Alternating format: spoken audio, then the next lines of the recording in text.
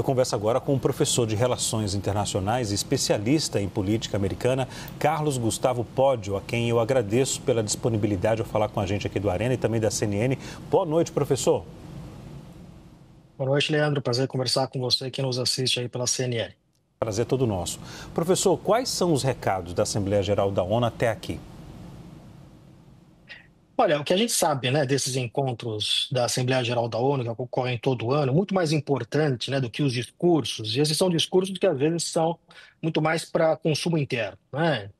São, assim, pessoas que estão a ponto de participar de uma eleição, esse tipo de coisa. Então, tem todo um consumo interno.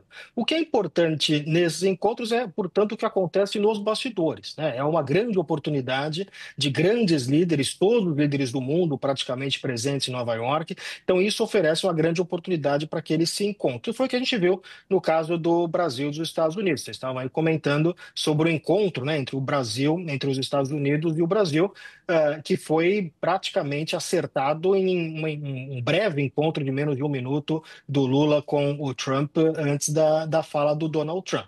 De resto, o que a gente viu em termos de discurso era muito esperado, né? O Donald Trump não nos surpreende mais esse tipo de abordagem. Quem acompanha o Trump e vê, por exemplo, outros discursos que ele dá em outras ocasiões, é isso que a gente tem visto. Ou seja, ele mistura um pouco aquilo que é o discurso oficial que ele lê no teleprompter com falas improvisadas, né? E nas falas improvisadas é que ele revela muitas vezes aquilo que ele está sentindo no momento. Então, neste caso em particular, que concerne ao Brasil, a gente viu o Donald Trump lendo o discurso oficial que estava preparado, que era um discurso muito crítico ao Brasil, né? Na verdade, é inédito a abordagem crítica de um presidente americano com relação ao Brasil. Em 80 anos de Organização das Nações Unidas, nunca vimos um presidente falar aquilo que falou do Brasil, um presidente norte-americano, falar aquilo que falou do Brasil, o Donald Trump. Então tem esse elemento que é um elemento preocupante, que deixa claro que estamos num momento muito ruim, o pior momento das relações entre Brasil e Estados Unidos. Mas nos momentos em que o Trump improvisava, que ele havia acabado de encontrar o Lula, é onde ele deixava claro que havia aí uma certa abertura. Então, o grande acontecimento no que concerne as relações Brasil e Estados Unidos deste encontro na Assembleia Geral da ONU foi a promessa, né, de um encontro que haverá entre o Lula e o Trump, com a ressalva, claro, que o Brasil tem que ser sempre bastante cauteloso, né, quando faz qualquer tipo de negociação com o Donald Trump, que já é famoso por mudar de opinião de um dia para o outro, né? Hoje mesmo ele falou sobre a Ucrânia exatamente o contrário do que ele falava há um mês atrás, né? Então temos que ter alguma ressalva, né, com esta abordagem muito personalista do Donald Trump, mas me parece uma boa notícia no sentido de abrir um canal de negociação entre essas duas que são as maiores economias do hemisfério. Professor, os nossos analistas também, a Juliana Lopes e o Pedro Venceslau, participam da entrevista. A Ju tem uma pergunta?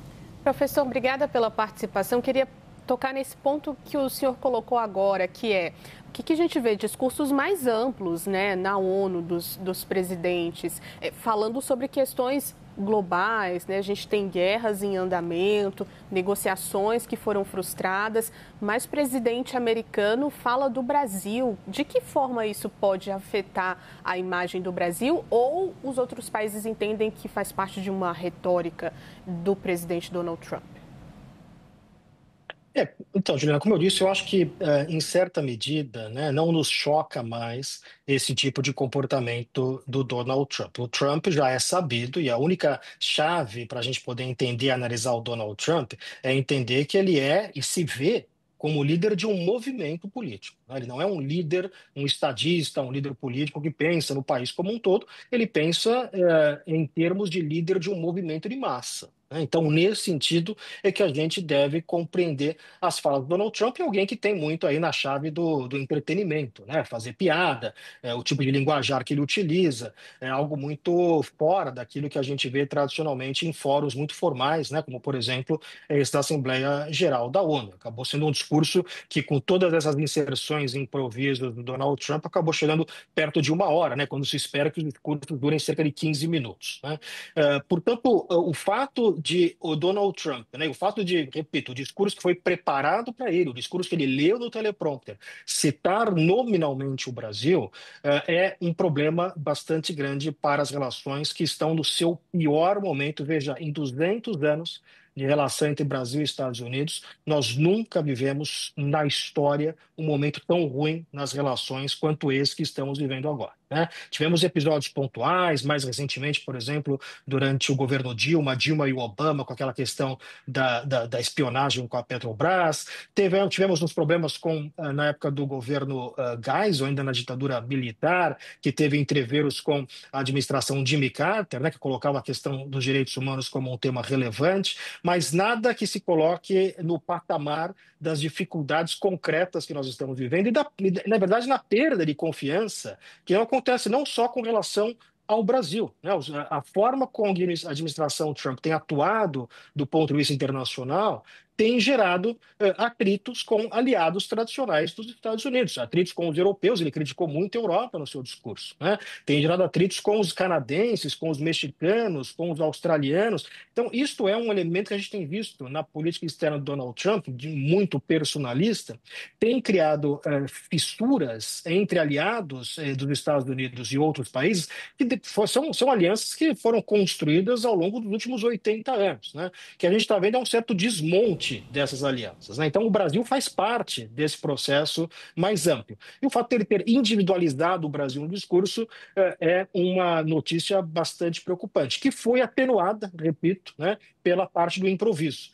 Quer dizer, o que garantiu que não fosse algo completamente agressivo com relação ao Brasil foram os 39 segundos que o Donald Trump teve de encontro com o Lula e que ele falou que gostou do Lula, né? O Trump tem essa questão muito pessoal, diz que ele é um bom cara e ele só faz negócios com quem ele gosta. De novo, tratando a presidência da República como uma empresa pessoal, né? Como se dependesse da vontade dele, ele faz negócio com quem ele gosta. Quando não é assim, a gente sabe que deveria operar a política entre estados, né? Não é uma política entre indivíduos, é uma política entre estados que tem um prazo muito mais longo, né? Mas não é essa chave, não é essa forma que o Donald Trump opera. Então a gente precisa, ao analisar um governo Trump, falar dessa questão da química pessoal. E parece que houve uma química pessoal, pelo menos momentânea, pelo menos superficial, e que garantiu esse encontro, que contrabalançou, em certa medida, aquilo que seria um discurso muito agressivo de lado a lado, né? O Lula fez um discurso bastante crítico, sem nomear diretamente aos Estados Unidos e ao Trump,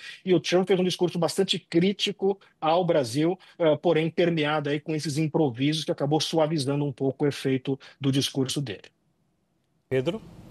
Professor, o presidente da Autoridade da Palestina, Mahmoud Abbas, não pôde comparecer presencialmente porque todos os palestinos tiveram o visto negado pelos Estados Unidos. O presidente Lula mencionou isso no discurso dele. Aqui no caso brasileiro, o ministro Alexandre Padilha, que faria parte da comitiva, conseguiu o visto, mas ficou com a mobilidade reduzida, poderia se locomover apenas por alguns quarteirões nos Estados Unidos. E a pergunta que eu faço é do ponto de vista diplomático e também protocolar, como que é essa relação entre a ONU e os Estados Unidos? Porque a ONU fica nos Estados Unidos, mas os Estados Unidos podem impedir o acesso de determinadas autoridades ao espaço físico da ONU. Não seria o caso de abrir um debate, de mudar a localização da ONU, talvez para Genebra?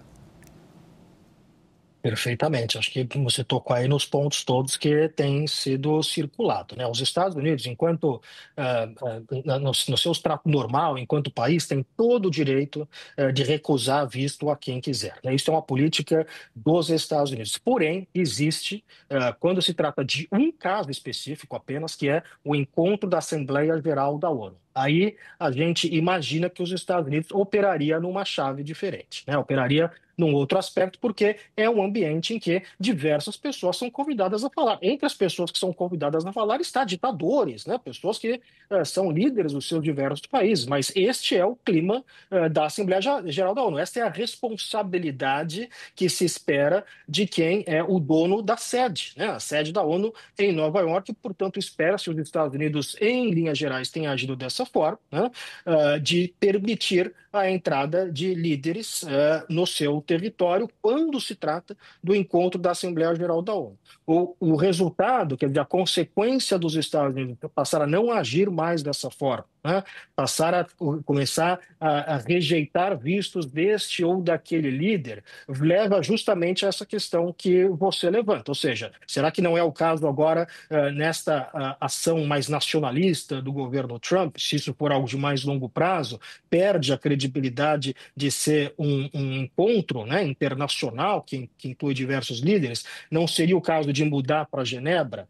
Isso é um tema que já está sendo de fato discutido, mas que tem aí algumas dificuldades, né? Não é à toa que esse encontro acontece nos Estados Unidos, mas em certa medida existe de fato essa percepção de que há uma perda geral de legitimidade por conta dessas ações que nós estamos vendo. Repito, são ações legítimas do ponto de vista do Estado soberano. Ele pode negar visto para quem quiser, mas a expectativa é que na Assembleia Geral da ONU você dê visto, inclusive, para quem você discorda profundamente, inclusive para criminosos, para ditadores, o que quer que seja, desde que essa pessoa seja líder de um Estado, seja chefe de Estado e, portanto, tem lá o direito de ter e tem o assento na Assembleia Geral da ONU. Não há essa divisão entre líderes democráticos ou não democráticos quando se trata da questão da ONU. Então, esse tipo de ação pode, sim, de fato, gerar um desgaste e reforçar ainda mais esse discurso de que talvez seja o caso de mudar, e já existe, como você mencionou, não seria construir uma sede nova, talvez fazer algumas adaptações